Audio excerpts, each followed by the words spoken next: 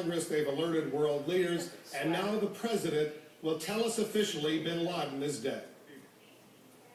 Tonight, I can report to the American people and to the world that the United States has conducted an operation that killed Osama bin Laden, the leader of Al-Qaeda, and a terrorist who's responsible for the murder of thousands of innocent men, women, and children. It was nearly 10 years ago that a bright September day was darkened by the worst attack on the American people in our history. The images of 9/11 are seared into our national memory. Hijacked planes cutting through a cloudless September sky, the Twin Towers collapsing to the ground, black smoke billowing up from the Pentagon, the wreckage of Flight 93 in Shanksville, Pennsylvania, where the actions of heroic citizens saved even more heartbreak and destruction. And yet we know that the worst images are those that were unseen to the world. The empty seat at the dinner table, children who were forced to grow up without their mother or their father, parents who would never know the feeling of their child's embrace, nearly 3,000 citizens taken from us, leaving a gaping hole in our hearts. On September 11th, 2001, in our time of grief, the American people came together. We offered our neighbors a hand, and we offered the wounded our blood. We reaffirmed our ties to each other and our love of community and country.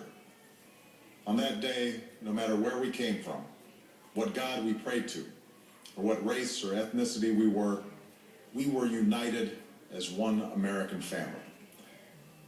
We were also united in our resolve to protect our nation and to bring those who committed this vicious attack to justice. We quickly learned that the 9/11 attacks were carried out by Al-Qaeda, an organization headed by Osama bin Laden, which had openly declared war on the United States and was committed to killing innocents in our country and around the globe. And so we went to war against Al-Qaeda to protect our citizens, our friends, and our allies. Over the last 10 years, thanks to the tireless and heroic work of our military and our counterterrorism professionals, we've made great strides in that effort. We've disrupted terrorist attacks and strengthened our homeland defense. In Afghanistan, we removed the Taliban government, which had given bin Laden and Al-Qaeda safe haven and support. And around the globe, we worked with our friends and allies to capture or kill scores of Al-Qaeda terrorists, including several who were a part of the 9/11 plot.